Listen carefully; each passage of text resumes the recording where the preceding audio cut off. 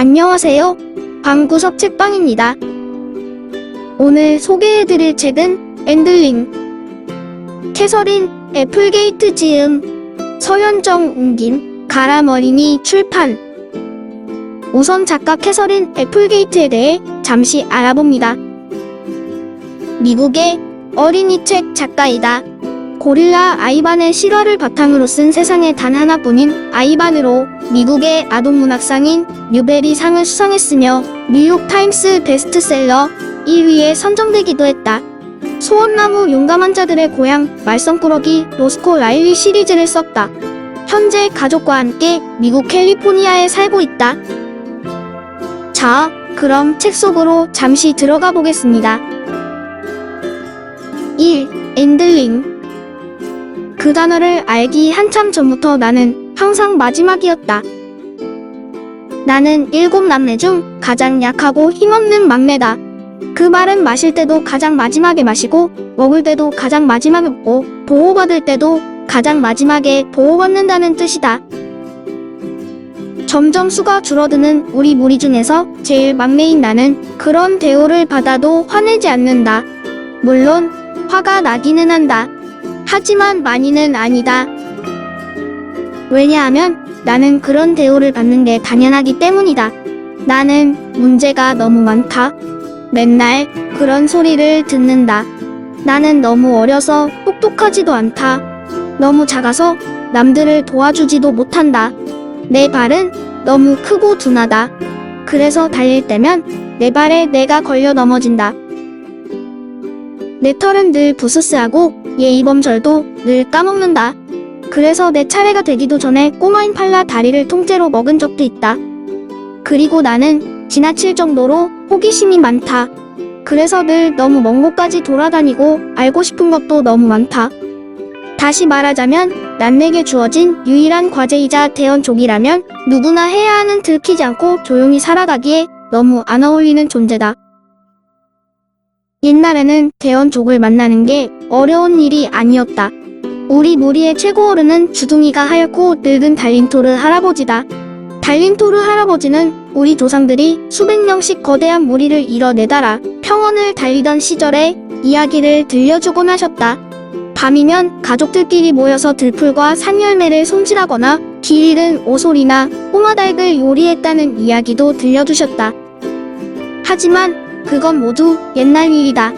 지금 우리가 사는 세계에는 남아있는 이은대원이 별로 없다. 우리 무리에 있는 내 가족이 전부다. 그래서 우리는 두려움에 떨며 생쥐처럼 조용히 숨어 살고 있다.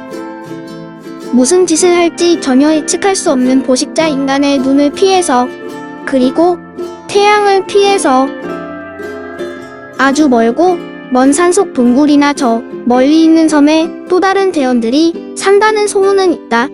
헛된 희망 때문에 대원을 봤다고 착각하는 것뿐이라는 소문도 있다. 대원과 개를 착각하는 경우도 종종 있다. 우리 대원족과 개가 여러가지 면에서 서로 비슷하게 생겼기 때문이다. 그렇지만 개는 엄지손가락이 없다. 똑바로 서서 걷지도 못한다. 개는 이 나무에서 저 나무로 날아다니지도 못한다. 인간의 말도 할 줄 모른다. 어쨌든 다른 곳에 대원족이 더 있든 없든 달림토르 할아버지는 우리가 따뜻하고 부드러운 털 때문에 인간들에게 붙잡혀 곧 사라지고 말 거라면서 두려워하셨다. 인간들이 마구 사냥해서 멸종된 칼리스의 물개처럼, 아니면 병 때문에 모두 죽어버린 빨간 작은 새처럼, 아니면 오래전 전쟁 때 서식지가 파괴되어 사라진 파란 털 지김처럼. 이 세상에서 사라지는 방법은 참 다양한 것 같다. 대원족이 멸종될 거라고 믿고 싶지는 않다. 그렇지만 한 가지 분명한 사실이 있다. 그것은 예전에는 대원족이 많았지만 지금은 거의 없다는 것이다. 우리 부모님은 재앙이 닥치면 내가 가장 먼저 죽을 거라고 걱정하셨다. 그리고 그 재앙은 빠르게 다가오고 있다. 나는 작다. 그리고 실망스러운 행동을 할 때도 많다. 그렇지만 나 역시 용감해질 수 있다는 걸 알고 있다. 나는 가장 먼저 죽는 건 두렵지 않다. 하지만 마지막까지 살아남는 건 두렵다. 절대로 엔들링은 되고 싶지 않다. 1. 박쥐나비들이 날아온 날. 끝이 시작된 건 오래전 일이 아니다. 박쥐나비들이 날아왔던 날이었다. 오후가 되고 얼마 지나지 않았을 때 그 소리를 처음 들었다. 나는 마치 커다란 짐승처럼 서로 뒤엉켜 잠들어 있는 식구들 옆을 발끝으로 살금살금 지나갔다. 대원족은 원래 야행성이 아니다. 하지만 이제는 해가 완전히 지기 전까지는 함부로 밖에 나가지 않는다. 우리는 밤에 사냥을 하는 거대한 고양이 종족 펠리벳을 두려워한다. 하지만 그보다 더 무서운 건 밀렵꾼들과 네다라 제국의 지도자 무르다노의 병사들이다. 하지만 나는 철이 없었고 분명히 문 밖에서 무슨 소리가 들렸다. 아주 부드러우면서도 흰색 날개가 파닥거리며 움직이는 소리였다. 릴드야 언니가 하품을 하면서 한쪽 눈을 떴다. 나 지금 배고파. 빅스, 너라도 잡아먹고 싶을 정도야. 언니가 중얼거렸다. 쟤는 너무 비쩍 말라서 먹을 것도 없어. 첫째 오빠 아바르가 말했다. 둘이 놀리든 말든 나는 신경 쓰지 않았다. 언니들과 오빠들의 놀림은 이제 익숙했다. 얼마 전에 이사온 임시 보금자리의 문을 몰래 빠져나가는 게 조금 힘들었다. 우리의 새 집은 버려진 곰벌 집이었는데 꼭 땅에 떨어진 거대한 말벌 둥지처럼 보였다. 큼직한 바위만 한 구멍이 숭숭 뚫려 있고 꿀 색깔로 반짝거리는 거대한 벌집처럼 생겼지만 만져보면 바위처럼 딱딱했다. 아빠는 이 곰벌집이 화산재와 용암 그리고 모래를 물집나무 수액으로 반죽해서 만들었다고 했다. 대원족은 예전에는 평야에 드물게 천막들을 세워서 모여 살거나 숲속으로 이동할 때는 나무를 엮어 둥지를 만들어 지냈다고 한다. 하지만 이제는 그렇게 하지 않는다. 예전에는 했지만 이제는 하지 않는 것들이 참 많다. 나는 잘 모르지만 아무튼 우리를 가르치는 스승이기도 한 달림토르 할아버지가 그렇게 말씀하셨다. 달림토르 할아버지는 더 많은 이야기를 알고 있는 것 같았다. 하지만 어린 대원들이 듣기에 너무 잔인하다며 더 이상은 자세히 얘기해주지 않으셨다. 나무 둥지는 눈에 너무 잘 띄고 화살 공격을 받기도 쉽다. 그래서 우리는 계속 이동을 하면서 동굴이나 깊은 도랑 아니면 숲속 깊은 곳에 있는 검은 딸기나무 덤물 속에 임시 보금자리를 만든다. 그리고 떠날 때는 흔적을 조금도 남기지 않고 없애버린다. 우리는 절벽 밑이나 멀리 떨어진 해변, 다른 종족들이 버리고 떠난 집에서 잠을 자기도 한다. 사냥꾼이 버리고 간 오두막에서 하룻밤을 보낸 적도 있다. 그 오두막에 간 것이 내가 인간 세상에 가장 가까이 가본 날이다. 인간 종족은 6개의 위대한 지배 종족들 중 하나이다. 6개의 지배 종족이란 인간, 대연, 펠리벳, 나티테, 테라만트 그리고 납티돈이다. 옛날에는 이 6종족이 이 땅에서 가장 큰 힘을 가지고 있었다. 그런데 지금은 인간을 포함해서 6종족 모두 독재자 무르다노의 지배를 받고 있다. 6지배 종족들 중에서 내가 마주친 종족은 펠리벳과 납티돈뿐이다. 펠리벳은 엄청나게 크고 우아한 고양이처럼 생겼다. 예전에 아주 깜깜한 밤중에 나무 사이를 날아다니다가 펠리벳들의 냄새를 맡은 적이 있다. 그들의 소리는 우리 중 누구도 듣지 못했다. 그리고 하늘의 지배자 락티도는 구름을 뚫고 포물선을 그리며 날아가는 모습을 본 적 있다. 하지만 나티테는 한 번도 보지 못했다. 다행히 테라만트 때도 본 적 없다. 인간도 본 적 없고 그래도 인간에 대해서는 몇 가지 아는 게 있다. 달림토르 할아버지는 꼬마 대원들에게 인간에 대해 가르쳐 주셨다. 마른 플라야 이파리에 나뭇가지로 인간 그림도 그려주셨다. 그래서 인간이 눈 2개, 코 하나, 그리고 뭉툭한 이가 잔뜩 있는 입이 하나 있다는 것 정도는 안다. 그리고 2발로 서서 다니고 우리보다 키가 아주 조금 더 크다는 것도 안다. 그것 말고도 어떻게 행동하는지, 어떤 옷을 입는지도 알고 그들이 사는 마을, 도시, 문화, 무기, 언어에 대해서도 알고 시간과 거리를 어떻게 측정하는지도 안다. 인간에 대해서 배운 것 중에 가장 중요한 것은 절대로 믿어서는 안 되고 늘 두려워해야 하는 존재라는 것이다. 나는 곰벌집에서 저물어가는 햇빛 속으로 걸어 나왔다. 소리가 점점 커졌다. 그 소리는 곰벌집 위에서 들렸다. 박쥐나비였다. 박쥐나비 4마리가 길이와 폭이 거의 비슷한 꼬리, 3개를 흔들고 날개를 펄럭이며 날아다녔다. 나뭇가지 사이로 비치는 햇빛에 날개가 무지개처럼 반짝거렸다. 아무래도 이 곰벌집에 아직 곰벌들이 산다고 생각해서 날아온 것 같았다. 박쥐나비는 꿀을 아주 좋아한다. 그리고 꿀을 아주 잘 훔친다. 산들바람치고 바람이 제법 세게 부는데도 박쥐나비들은 마치 거대한 벌새처럼 끄떡도 않고 조용히 날아다녔다. 빅스. 걱정스러우면서도 한편으로 꾸중하는 듯한 목소리가 부드럽게 나를 불렀다. 돌아보니 엄마가 다가오고 있었다. 짙은 금색 털이 헝클어지고 꼬리는 축 늘어뜨린 엄마는 피곤해 보였다. 엄마, 박쥐나비야. 내가 속삭였다. 엄마도 나를 따라 시선을 옮겼다. 정말 예쁘구나. 북쪽으로 날아가는 중일 거야. 지금이 박쥐나비가 이동하는 때거든. 나도 가면 좋겠다. 지금 삶이 힘들다는 건 알아. 엄마가 내 등을 토닥이며 말했다. 특히 너처럼 어린 아이들에게는 더 그럴 거야. 난 어리지 않아. 엄마는 코로 나를 가볍게 쿡 찔렀다. 그래, 내 말이 맞아. 이젠 어리지 않아. 나는 한숨을 쉬며 엄마에게 기댔다. 엄마 품은 해처럼 따뜻하고 아늑했다. 나 심심해, 엄마. 재미있게 놀고 싶어. 꼬리잡기도 하고 싶고 새로운 것도 배우고 싶어. 그리고 용감하게 모험도 하고 싶어. 서둘러서 용감해질 필요는 없어. 엄마가 부드럽게 말했다. 뭐든 서두를 필요 없단다. 언니들과 오빠들이 나더러 꺼벙이라 그런단 말이야. 애송이라고 할 때도 있고. 나는 칭얼대며 말했다. 그리고 내가 질문을 너무 많이 한대.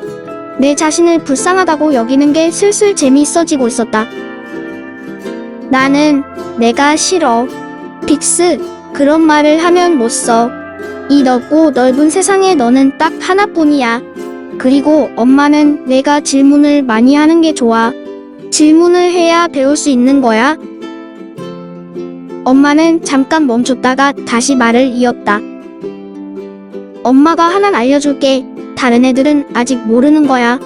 나는 귀를 쫑긋 세웠다. 어젯밤에 어른들이 회의를 했어. 그래서 오늘 해가 질 때 여길 떠나기로 했단다.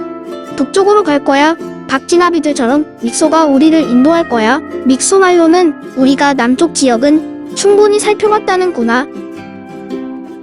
믹소 아줌마는 우리 무리의 길잡이다. 우리 중에서 가장 냄새를 잘 맡는 코와 가장 뛰어난 직감을 가졌고 다른 대원들을 찾으러 아주 먼 곳까지 다녀오기도 했다. 다른 곳에서 또 다른 대원 무리를 봤다는 소문은 들었지만 믹소 아줌마도 그들을 찾지는 못했다. 우리 무리는 이제 29명밖에 안 남았다. 대규모 이사가 될 거야. 엄마가 말했다.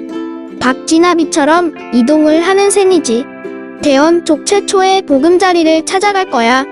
하지만 달린토르 할아버지가 최초의 보금자리는 옛날에 사라졌다고 하셨는데 나는 최초의 보금자리에 대한 수업 내용을 떠올리며 말했다.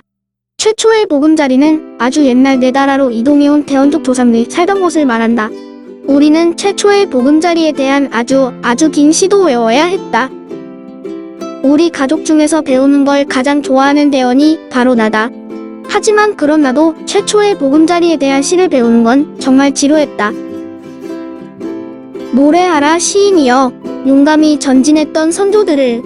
용감한 대원들이 간다. 위험하고 거친 산을 넘고 북쪽의 차가운 바다를 건너 살아있는 섬과 떠다니는 보물이 있는 대원의 섬으로. 나는 여기까지밖에 기억 못한다. 달린토르 할아버지가 시를 읊어줄 때 지도를 그려주지 않았더라면 아마 나도 꾸벅꾸벅 졸았을 것이다. 다른 아이들은 전부 다 졸았다. 엄마, 북쪽에 가면 다른 대원들이 살고 있을까? 엄마는 초원 너머 바람에 이리저리 휘날리는 어두운 숲만 바라볼 뿐 아무 말도 하지 않았다. 불가능한 일은 아니지.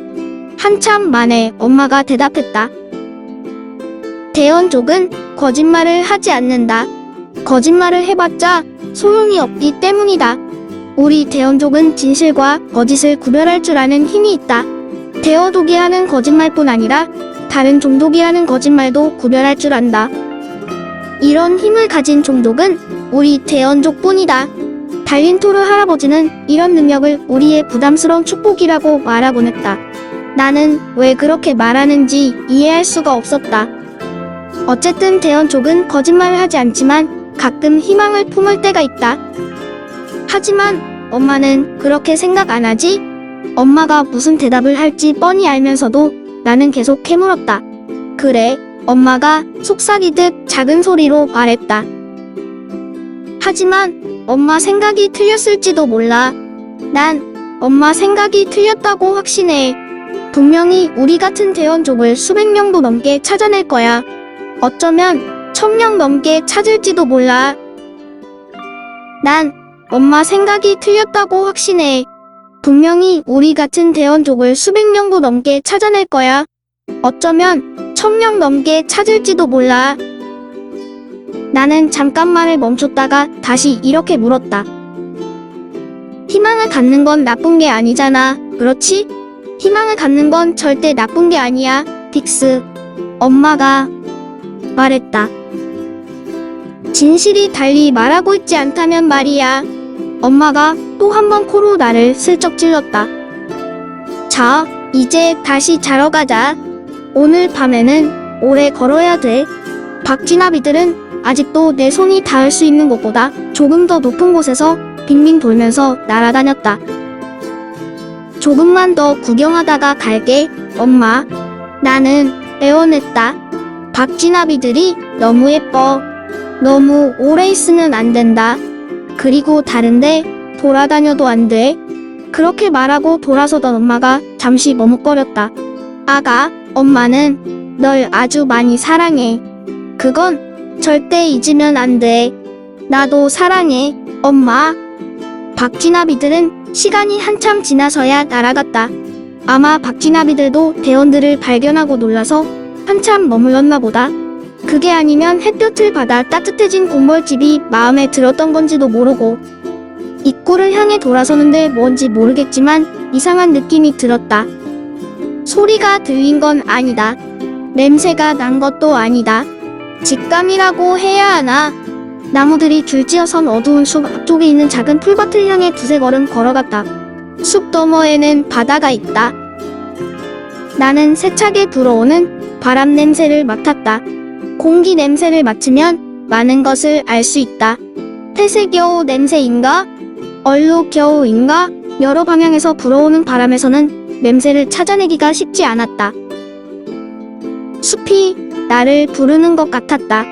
소리는 안 들리지만 아주 힘차게 나를 불렀다. 나뭇가지 사이로 햇빛이 황금색 리본처럼 흘러내렸다. 해가 떠 있는 낮에는 숲에 가본 적이 없다.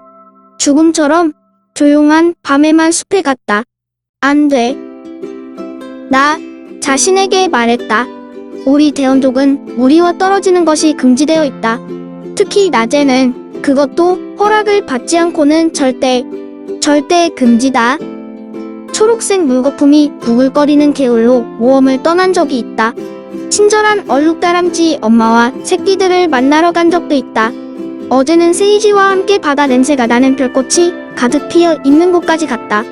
꼬리잡기 놀이를 하기에 아주 적당한 곳이었다. 나는 위험한 모험은 절대 하지 않는다. 멀리 가지도 않는다. 하지만 세상에 대해 배우려면 직접 가서 내 눈으로 봐야 하는 거 아닌가? 가면 안 된다는 건 잘 알고 있었다. 하지만 우리가 영원히 이곳을 떠나기 전에, 다음에 숨어 지낼 어두운 보금자리를 찾기 전에 딱 한 번만 햇빛이 환한 낮의 바다를 보는 것 정도는 괜찮지 않을까? 지금껏 바다는 별빛 아래에서 본 게 전부였다. 엄마는 보금자리로 돌아갔다. 나는 상쾌한 산들바람 냄새를 맡았다. 위험한 냄새는 나지 않았다. 네 발로 뛰어 2, 3분 만에 풀밭을 건넜다. 그리고 무시무시하면서도 궁금한 나무 숲속으로 2, 3분 더 들어갔다. 아주 잠깐만 갔다 올 거니까 괜찮아. 나 자신에게 말했다. 해 한 번만 보고, 파도 치는 바다 한 번만 보고 돌아갈 거야. 잠깐만 구경하고 돌아갈 거니까 아무도 내가 없어진 걸 모를 거야. 3. 작은 배. 키 큰 나무들 사이를 빠져나가자 구불구불한 길이 나타났다. 마치 나무들이 높은 곳을 경계하듯 바다가 내려다 보이는 높은 절벽 근처에는 나무가 하나도 없었다. 절벽 근처의 풀밭은 따뜻하고 바싹 말라서 금방이라도 바스러질 것 같았다. 이슬 때문에 축축하고 서늘한 밤의 풀밭과는 느낌이 완전히 달랐다. 나는 납작하게 허물어진 옛날 건물로 다가갔다. 아마 옛날에는 감시탑으로 쓰인 건물인가 보다. 달린토르 할아버지는 인간들의 집에 대해서도 조금 가르쳐 주셨다. 아주 멋진 것도 있지만 아주 괴상하게 생긴 것도 있다고 하셨다. 나는 커다란 돌을 대충 깨서 만든 엉성한 계단으로 올라갔다. 계단은 꼭대기까지 올라가서는 활을 쏘는 구멍이었던 게 분명한 틈 안쪽에 섰다. 구멍은 담쟁이 덩굴로 뒤덮여 있었다. 바다가 보였다. 그것은 내가 상상했던 것과 완전히 달랐다. 찬물결이 일렁이는 고요한 호수와는 전혀 달랐다. 박자를 맞춰 흐르는 개울하고도 완전히 달랐다. 바다는 하늘처럼 끝이 안 보일 정도로 넓었다. 엄청난 파도가 떼지어 해변으로 밀려와 거세게 부딪혀 하얀 물거품을 일으켰다. 은빛 줄무늬가 있는 검은색 바위들이 번쩍이는 칼처럼 바닷물 위로 솟아 있었다. 상어 이빨이라고 불리는 바위였다. 밀려오는 파도 소리가 어찌나 큰지 귀가 멍멍할 정도였다. 뭔지 알 수 없지만 진하게 풍겨오는 여러 가지 냄새 속으로 빠져드는 것만 같았다. 바람이 거세졌다. 바람 때문에 두 귀가 납작하게 머리에 달라붙고 눈도 시렸다. 하늘을 올려다보니 거대한 회색 먹구름이 밀려오고 있었다. 폭풍이 올 것 같았다. 오른쪽으로는 절벽이 둥글게 휘어지면서 이어져 있고 파도가 쉬지 않고 밀려와 삐죽삐죽한 바위에 부딪혔다. 왼쪽으로는 둥글게 휘어지던 절벽이 불쑥 튀어나온 바위에서 딱 끝이 났다. 비스듬히 기울어진 그 바위 끄트머리에는 잎 하나 없이 울퉁불퉁하기만 한 나무가 한 그루 서 있었다. 그 나무로 시선을 돌린 순간 노를 젓는 작은 배가 회색과 초록색이 뒤섞인 파도 위에서 오르락 내리락 했다. 파도가 한번 밀려올 때마다 배도 점점 절벽 가까이로 밀려왔다. 이대로 절벽에 부딪히면 배는 순식간에 산산조각 날 것 같았다. 나는 배에 정말로 누가 타고 있는지 확인하려고 실눈을 뜨고 유심히 살폈다. 배에 타고 있는 동물의 냄새를 맡으려고 애썼다. 우리 대원족은 시각보다 후각이 더 정확했다. 하지만 바람에 섞여오는 냄새를 맡으려고 해도 여러 냄새가 뒤섞인 바다 냄새밖에 나지 않았다. 어쨌든 배에 뭔가 타고 있는 것은 확실했다. 갈색의 작은 동물이 노를 저으려고 애쓰고 있었지만 소용없어 보였다. 저거 혹시 그제야 무엇인지 알아볼 수 있었다. 워빅이었다. 워빅이 배를 타고 오는 게 말이 돼? 나는 혼잣말을 중얼거렸다. 밀려오는 파도 소리가 너무 요란해서 귀가 멀 것 같았다. 하지만 도와달라고 외치는 소리가 아주 희미하게 들렸다. 도와달라고 소리치는 게 당연했다. 왜냐하면 저 작은 배에 타고 있는 동물이 워빅인지 아닌지는 모르겠지만 저 배는 이제 곧 끝장이 날 게 뻔했기 때문이다. 4. 살려줘. 문 앞에서 무시무시한 파도가 거대한 발톱처럼 배를 높이 들어올렸다. 파도는 작은 배와 그보다 훨씬 더 작은 워빅을 무시무시한 절벽으로 사정없이 내던졌다. 숨이 탁 막혔다. 보고 싶지 않았다. 알고 싶지도 않았다. 이제 곧 죽을 거야. 그런데 작은 배를 절벽으로 내던진 바로 그 파도가 자비심을 베풀기로 했는지 배를 다시 뒤로 끌고 갔다. 하지만 멀리 끌고 가지는 않았다. 마음을 놓은 것도 잠시 또다시 파도가 작은 배를 절벽으로 몰고 왔다. 이제 한 번, 두 번, 아니면 3번만 더 파도가 치면 배에 탄 워빅은 죽을 것이다. 아무리 봐도 오복이 분명하다. 아주 어렸을 때 엄마가 저녁 식사로 워빅을 준 적이 있다. 오랫동안 풀과 열매만 먹었기 때문에 고기는 정말 오랜만이었다. 배가 고프지 않았다면 그렇게 맛있게 느껴지지 않았을지도 모른다. 어쨌든 그때 생각을 하자 입에 침이 고였다. 워빅은 맛은 없지만 풀과 열매밖에 못 먹을 때 좋은 먹을거리가 될 수 있다는 것은 분명한 사실이다. 그렇지만 저 배에 탄 워빅을 잡아먹고 싶은 마음은 조금도 없었다. 저 워빅이 죽기를 바라지도 않았다. 솔직히 말하자면 나는 것 많고 마음도 약한 사냥꾼이다. 그래서 실은 벌레 몇 마리를 잡아본 것 빼고는 생명이 있는 것을 죽여본 적도 거의 없다. 뜻밖에도 내 머릿속에서는 어떻게 하면 저 워빅을 구할 수 있을까? 어떤 각도와 속도로 접근하면 될까? 저 조그만 동물의 무게가 얼마나 될까? 같은 생각들이 복잡하게 떠올랐다. 한참을 이것저것 계산하고 있는데 워빅이 절박하게 입을 뻐끔거리며 나를 올려다보았다. 살려줘. 목소리가 희미하게 들렸다. 어쩌면 상상일지도 모른다. 하지만 겁먹은 얼굴로 미친 듯이 앞발을 휘두르는 저 모습은 절대 상상이 아니었다. 난 못해. 그렇게 말하고서 나는 바람에 날아가는 낙엽처럼 뒤로 물러났다. 숨은 날개를 쓸 수는 있을 것이다. 숨은 날개는 짧은 거리를 날아갈 때 펼치는 얇은 날개 같은 것이다. 만약 믿을 수 없을 정도로 운이 좋다면 날아가면서 저 워빅을 낚아챌 수 있을지도 모른다. 하지만 기적이 일어나지 않는 한 워빅을 구할 수 없을 것이다. 어쨌든 멀리 날아갈 필요도 없었다. 그냥 몇 미터만 가면 된다. 어디까지 가면 될까? 파도가 뒤로 물러가면서 갈라진 바위 틈에 있는 좁은 모래바닥이 드러났다. 안 돼. 성공 못할 거야. 워빅이 나를 보며 뭐라고 말을 했지만 내 귀에는 들리지 않았다. 워빅은 살려달라고 애원하고 있었다. 아빠가 이런 말을 했었다. 서두른다고 꼭 도착하는 건 아니야. 아빠는 나한테 이 말을 자주 했다. 먼저 생각하고 행동하라는 뜻이었다. 그래서 나는 그 말대로 했다. 워빅을 구하려다가 내가 죽을지도 몰라. 하지만 다들 모닥불 주위에 둘러앉아 내 얘기를 하게 될지도 몰라. 언니 오빠들이 깜짝 놀랄 거야. 하지만 내 생각은 거기서 멈췄다. 내 생각은 거기서 멈췄다. 위험에 빠진 워빅을 구할 생각에 빠져 길들인 개들에게서 나는 기분 나쁘게 들쩍지근한 냄새를 빨리 알아채지 못했다. 뒤이어 말 냄새도 확실히 났다. 세 번째 냄새는 처음 맡아보는 낯선 냄새였다. 낯설지만 무슨 냄새인지 충분히 짐작할 수 있었다. 말과 개를 데리고 여행하는 종족은 딱 하나뿐이다.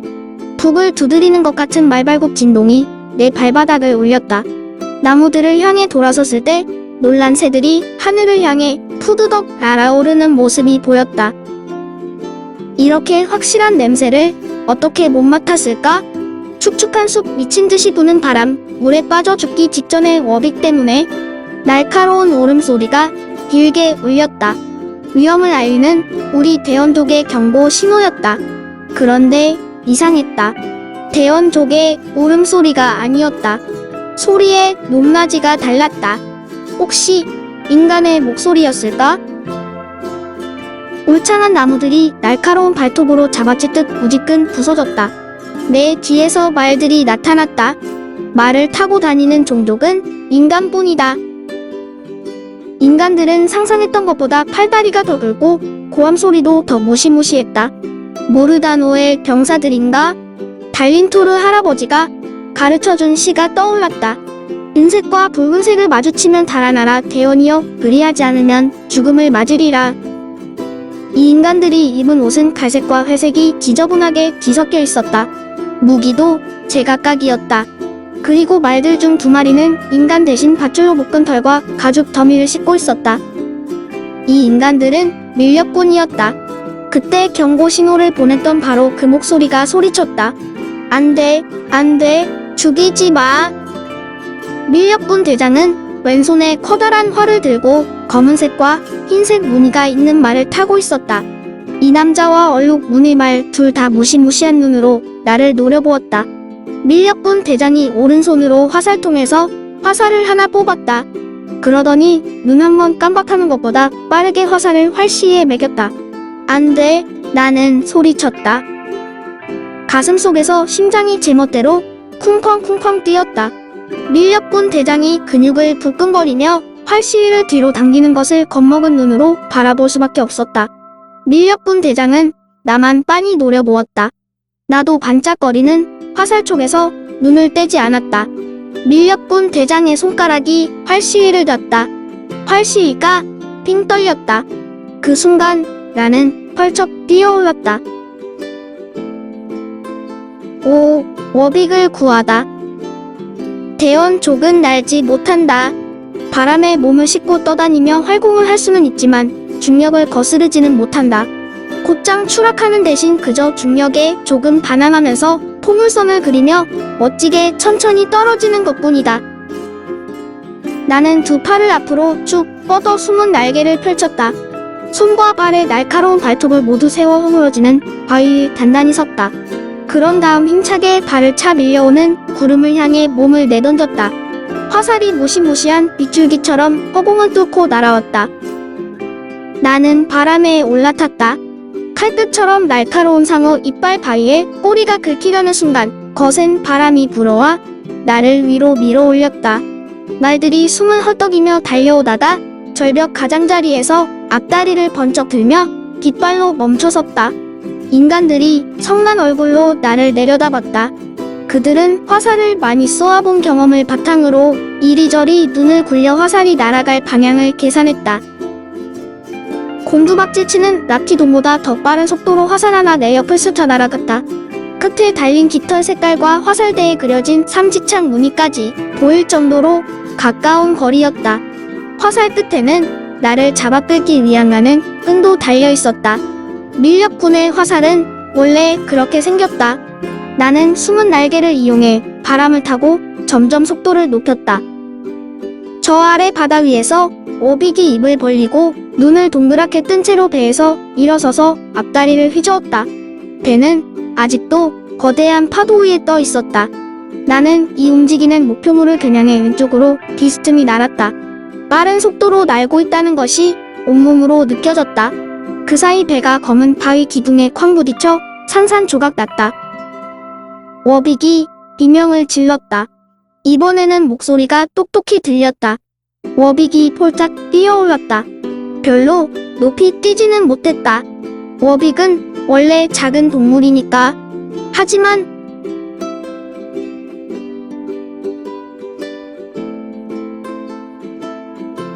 충분했다. 그래, 아마 충분할 것이다. 나는 어느 때보다도 빠른 속도로 날아 내려갔다.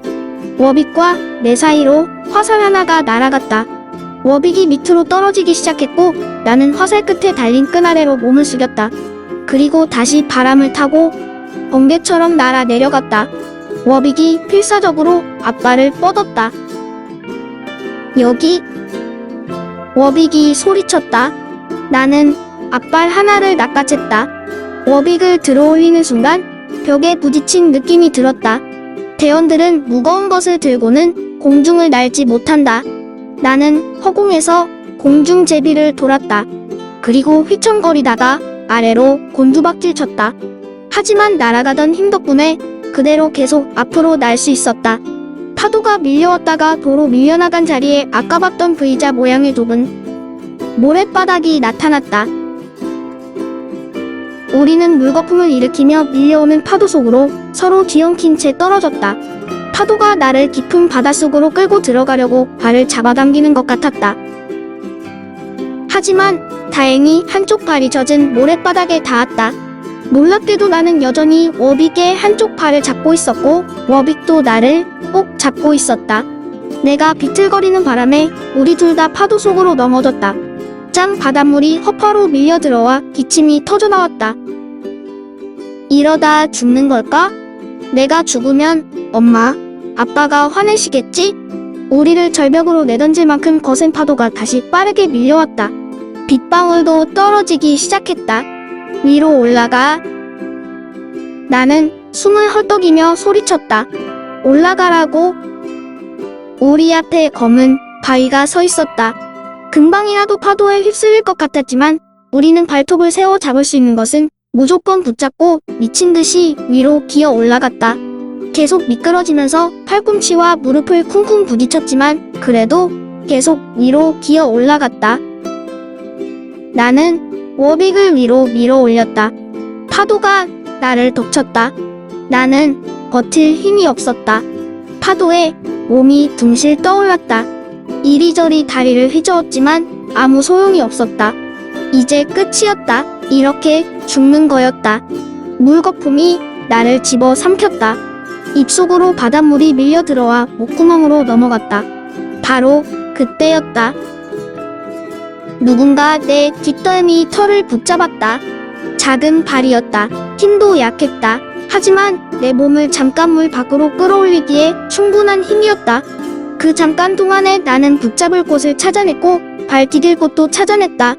부딪혀 멍이 들든 피가 나든 상관하지 않고 손과 발을 마구 휘저었더니 머리가 물 밖으로 쑥 나왔다. 공기다. 숨을 쉴 수 있었다. 나는 위로 기어 올라갔다. 바로 위에서 워빅이 기어 올라가고 있었다. 조심해. 워빅이 소리쳤다. 화살 하나가 나라와 귓가의 털을 가르며 바위에 부딪혔다. 몇 초 만에 우리 둘 다 바위 꼭대기를 넘어 화살이 닿지 못하는 뒤쪽으로 굴러떨어졌다. 그곳에 있으면 밀렵꾼들의 화살이 날아오지 못할 것이다. 말을 타고 초원을 지나 깊은 협곡을 건너와서 활을 쏘지 않는 이상 밀렵꾼들은 더 이상 우리에게 활을 쏘지 못할 것이다. 번개가 번쩍 하늘을 갈랐다. 시커먼 먹구름이 하늘을 뒤덮더니 차가운 비가 쏟아졌다. 나는 워빅을 바라보았다. 워빅도 나를 바라보았다. 우리는 안도의 한숨을 내쉬었다. 그럼 너는? 반갑다. 워빅이 말했다. 날 구해주다니 정말 친절하구나. 워빅은 아주 예의 바른 종족으로 알려져 있다. 하지만 나는 예의를 차릴 정신이 없었다. 온몸이 젖어 춥고 부들부들 떨렸다. 그리고 여전히 불안했다. 정신을 차리기 위해 머리를 이리저리 흔들었다. 절벽, 밀렵꾼들, 화살. 미친듯이 절벽으로 뛰어내렸을 때의 일들이 혼란스러운 머릿속에 떠올랐다. 이제 걸핏하면 그때의 일이 꿈속에 나타나 진땀을 흘리며 벌떡 깨겠지 라는 생각이 들었다. 쏟아지는 비를 온몸으로 맞고 있는데 구름을 가르며 또다시 번개가 번쩍했다. 파도 소리보다 더 큰 천둥 소리가 울렸다. 나는 빗물 때문에 앞이 안 보여 눈을 깜박거리며 워빅을 빤히 노려보았다. 워빅은 내 키의 3분의 1 정도 밖에 안 될 정도로 작았다. 원래도 웃기게 생겼는데 지금은 비에 홀딱 젖어서 더 웃기게 보였다. 눈빛이 도는 파란색 털과 꼬리색에도 흠뻑 젖어서 지저분했다. 머리에는 달걀 모양의 커다란 흰색 귀가 거대한 날개처럼 양쪽으로 솟아 있었다. 귀 말고는 모든 것이 동글동글했다. 머리도 동글동글, 볼록 나온 배도 동글동글, 강물 자두처럼 크고 반짝거리는 눈도 동글동글. 심지어 귀와 주둥이처럼 하얀 말도 수련이처럼 동글동글했다. 검은 코와 긴 수염 웃는 것처럼 양끝이 위로 올라가니까지 녀석의 얼굴은 눈 밑으로는 여우를 닮았다. 통통한 배에는 가죽 벨트를 둘렀는데 거기에는 끈으로 조이는 작은 주머니가 달려있었다.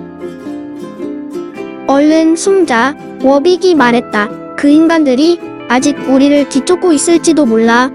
나는 한숨을 내쉬며 두려움 때문에 축 늘어진 몸을 억지로 일으켜 세웠다. 워빅 말이 맞았다. 계속 도망쳐야 했다. 우리는 바위 아래로 내려가 모래 해변으로 향했다. 물속으로 걸어가자. 내가 제안했다. 그래야 우리 흔적을 덮을 수 있을 거야. 우리 대원들은 흔적 감추기의 달인이다. 저기 혹시 말이야. 무슨 계획이 있는지 물어봐도 될까? 워빅이 물었다. 내 계획은 화살을 피하는 거야. 내 대답에 워빅이 입을 다물고 고개를 푹 숙였다. 나는 조금 미안한 기분이 들어 다시 말했다. 저 앞에 있는 얇은 돌바닥으로 가자. 저곳으로 가면 발자국이 남지 않을 거야. 그리고 절벽이 무너져 내린 곳으로 기어 올라가서 숲을 통과할 거야. 난 가족에게 돌아가야 돼. 아무도 안 쫓아오는 것처럼 보이는데 냄새도 안 나. 나는 숨을 헐떡이며 대답했다. 하지만 비 때문에 소리도 안 들리고 냄새도 안 나는 거야.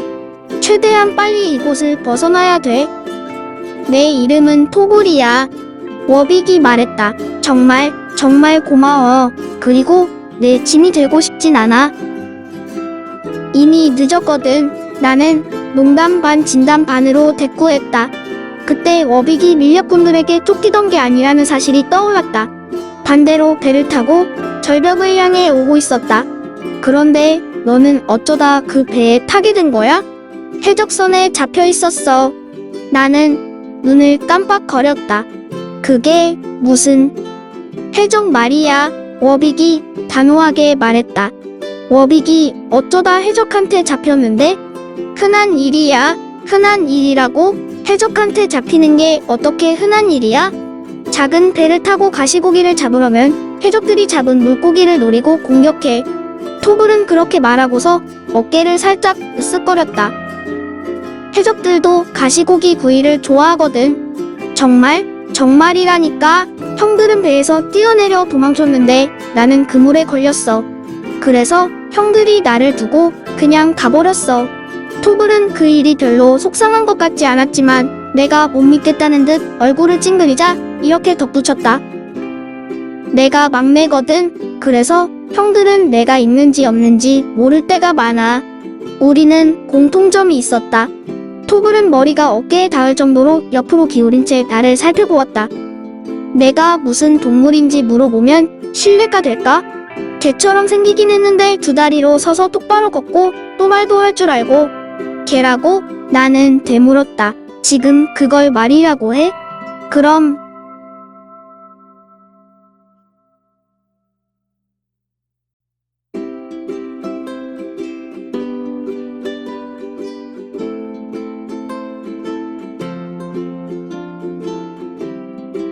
일단 난 지금 배고파. 그리고 춥고 너무 많이 젖었어. 나도 배고파. 그리고 난 워빅이야. 난 대원이야. 보면 알잖아. 나는 최대한 자랑하듯 말했다. 토굴이 찢어질 듯한 높은 소리로 웃음을 터뜨렸다. 워빅은 웃음소리도 웃겼다. 내가 대원이면 나는 머리 4개 달린 나무 도깨비다. 토굴은 실눈을 뜨고 나를 보며 다시 말을 이었다. 늑대 친척인가? 그럴 수도 있겠네. 하지만 내 털은 황금색이고 늑대 털보다 훨씬 더 고와. 그리고 날다람쥐처럼 날 수도 있고 주머니 쥐처럼 배주머니도 달렸네. 손에는 엄지손가락이 있는데 발은 개 발처럼 생겼고 두 발로 똑바로 설 수 있고 그리고 암컷이네. 그렇게 뻔한 걸 이제야 알아봐줘서 고맙다. 내 행동은 인간을 많이 닮긴 했어. 토굴은 같이 걸어가면서 내 주위를 한 바퀴 빙 돌았다. 하지만 인간들이 널 죽이려고 했잖아. 토굴은 또 한 번 고개를 옆으로 갸우뚱했다. 하긴 인간들은 원래 서로 죽이기를 좋아하는 걸로 유명하니까. 대원이라니까. 나는 단호하게 다시 말했다. 그리고 넌 워빅이야. 모를까봐 알려주는데 대원은 워빅도 잡아먹어. 토굴이 콧방귀를 뀌었다. 대원은 없어. 토굴은 마치 물은 축축하다고 말하는 것처럼 자신있게 말했다. 물이 축축하다는 건 누구나 아는 사실이다. 내가 이렇게 지금 내 앞에 서 있잖아. 축축하게 젖어서 춥고 배고픈 상태로 말이야. 옛날만큼 많지 않은 건 인정해. 하지만 나는 내가 누구인지 분명히 알고 있어. 우리는 절벽의 허물어진 부분으로 힘겹게 기어 올라가 드디어 나무숲의 그림자 속으로 숨어 들어갔다. 비가 계속 내리고 있었지만 머리 위로 나뭇가지를 겹겹이 뒤엉켜서 비를 거의 막아주었다. 못 믿겠어. 토굴이 다시 말을 이었다. 대원족은 더 이상 없잖아. 토글은 무시무시한 이야기를 하는 듯 목소리를 낮게 깔고 말을 이었다. 우리 아빠가 그렇게 말했어. 할아버지도 그렇게 말했어.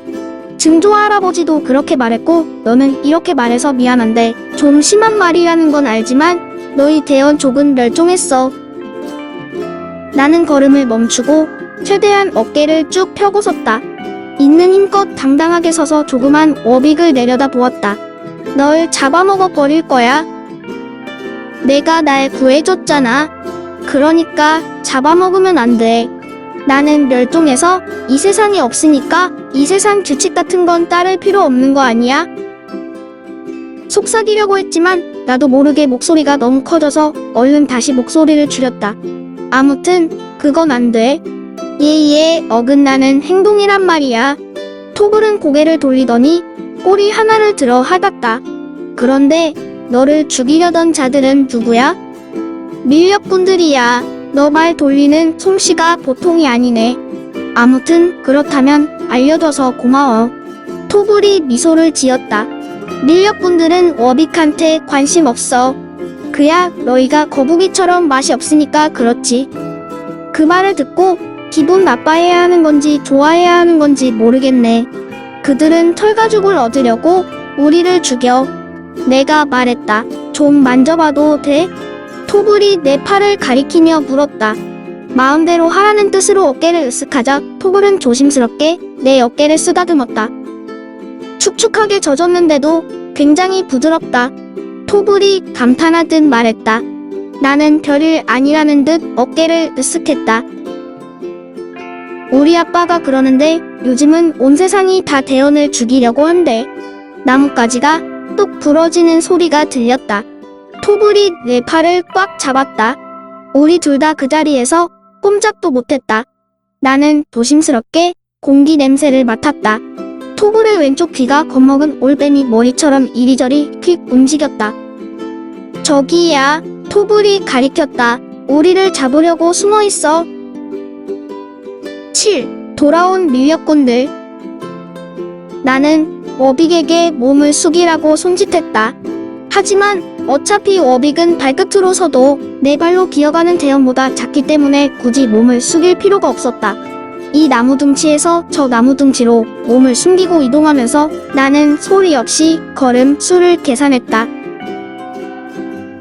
인간과 말 그리고 개 냄새가 점점 진해졌다. 귀를 쫑긋 세웠지만 내 심장이 쿵쿵 뛰는 소리 말고 다른 소리는 전혀 안 들렸다. 가장 두려운 건 개였다. 개은 대원만큼 냄새를 잘 맡는다. 하지만 지금은 바람이 밀렵꾼들에게서 우리를 향해 불어왔다. 그러니까 밀렵꾼의 개들은 우리 냄새를 맡을 수 없었다. 그런데 인간 하나가 우리에게 가까이 다가왔다. 나머지 밀렵꾼들은 말들과 함께 저 멀리 있었다. 나는 인간이나 다른 그 어떤 포식자도 알아차리지 못할 만큼 조심스럽게 천천히 움직여 옆에 있던 검은 딸기 나무 덤불을 살짝 밀었다. 거기에 인간이 있었다. 좁은 평지에 쓰러진 통나무 옆에 인간 남자아이 하나가 심각한 얼굴로 혼자 서 있었다. 호리호리한 몸에 키가 큰 아이는 색바랜 갈색 셔츠에 가죽 조끼, 허리 벨트, 양모 바지, 황갈색 긴 가죽 장화까지 평범한 농부 같은 모습이었다. 나는 인간의 감정에 대해서는 거의 모르지만 이 아이가 불안해한다는 것은 느낄 수 있었다.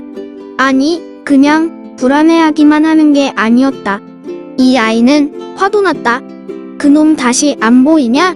길잡이. 숲 깊은 곳에 있는 누군가가 소리쳐 물었다. 안 보입니다, 대장. 남자아이가 소리쳐 대답했다.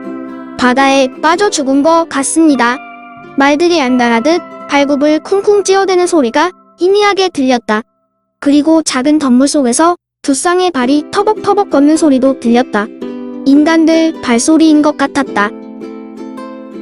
남자아이의 양옆에서 수염난 남자 인간 둘이 나타났다. 한쪽은 키가 작고 몸집이 컸다. 다른 한쪽은 키가 크고 비쩍 말랐는데 아까 본 밀렵꾼들 대장이었다. 둘 다 가죽 조끼 위에 낡은 갑옷을 걸치고 있었다. 그리고 각각 긴 칼 하나와 활 하나, 단검 2개를 지니고 있었다. 아까 그건 뭐였던 것 같으냐? 대장이 물었다. 처음엔 늑대라고 생각했습니다. 아니면 개였거나 다른 남자가 대답했다.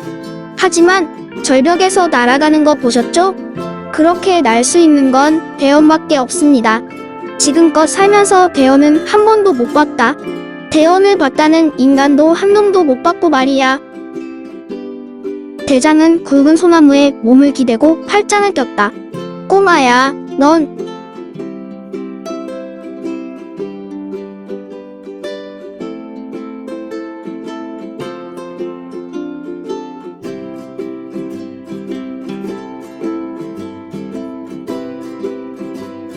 잘 모르겠습니다. 길잡이가 대답했다. 그게 뭐였는지는 아마 영원히 알 수 없겠죠. 다들 대원 털가죽이 세상에서 가장 부드럽고 따뜻하다고 말하잖아요. 그러니까 한 놈만 잡아도 우리 모두가 1년 넘게 먹고 살 수 있을 겁니다. 키 작은 남자가 말했다. 맞는 말입니다. 길잡이가 말했다. 하지만 희귀한 종독이니까 산채로 잡으면 훨씬 더 비싸게 팔 수 있을 거예요. 저주받은 종독이야. 키 작은 남자가 기분 나쁘다는 투로 말했다. 우리 할아버지가 어렸을 때 대원 두 놈을 발견했거든. 그런데 그놈들 코가 마법을 부린대. 그래서 20km 떨어진 곳에서 낀 방귀 냄새도 맡을 수 있대. 대장이 껄껄 웃음을 터뜨렸다. 대원 한 마리가 있다는 건 다른 것에 더 많이 있다는 뜻일 수도 있어. 그놈을 발견해도 제발 죽이진 말아주세요. 남자아이가 끼어들어 말했다. 대장이 무서운 눈으로 쏘아보자 남자아이는 잠시 머뭇거리다 말했다. 산채로 잡으면 돈을 더 받고 팔 수 있을 것 같아서 하는 말입니다. 많이 죽여서 반값에라도 빨리 팔아 치우는 게 더 이득이지. 대장이 중얼거렸다. 그건 그렇고 너 말이야. 사냥하는 도중에 한 번만 더 죽이지 마. 어쩌고 하면 그때는 내 놈 가죽을 벗겨서 시장에 내다 팔 줄 알아. 남자아이는 땅바닥만 내려다 보았다. 알겠습니다, 대장. 자, 그럼 꼬마야, 영리한 내가 우리 갈 길 좀 알려줄래? 길잡이가 돌아서더니 돌처럼 가만히 서서 나무숲을 뚫어지게 바라보았다. 그는 우리 쪽을 보고 있었다. 우리가 숨은 검은 딸기나무 덤불이 무성하기는 했지만 나는 그 남자아이가 우리를 봤다고 확신했다. 밀렵꾼들이 조용히 입을 다물었다. 길잡이는 눈을 감았다. 저 녀석 또 추적 주술을 쓰나 보네. 첫 번째 남자가 말했다. 알면 입 닥치고 보기나 해. 길잡이가 눈을 떴다. 그 아이가 있는 곳에서 우리가 숨은 검은 딸기나무 덤불까지는 제법 거리가 있긴 했지만 그윽하고 생각이 깊어 보이는 남자아이의 짙은 갈색 눈동자를 똑똑히 볼 수 있었다. 북쪽으로 가세요. 남자아이가 밀렵꾼들에게 소리쳤다. 저도 말을 찾아서 타고 뒤쫓아 갈게요. 밀렵꾼들이 서둘러 떠났다. 길잡이는 조용히 서서 그 모습을 지켜보았다. 그러다 그 자리를 떠났다. 그런데 남자아이가 나무 숲으로 들어가기 전에 걸음을 멈추더니 우리가 있는 쪽을 돌아보았다. 그리고 절대 그럴 리 없겠지만 내 눈에는 남자아이가 우리를 향해 미소를 짓는 것처럼 보였다. 팔, 3개의 꼬리, 3번의 도움. 위험이 사라지자마자 마치 안전해질 때까지 참았다가 불평하기라도 하는 것처럼 내 배가 낑낑거리기 시작했다. 토불이 호들짝 놀랐다. 무슨 소리야? 내 배가 나 배고파 라고 말하는 소리.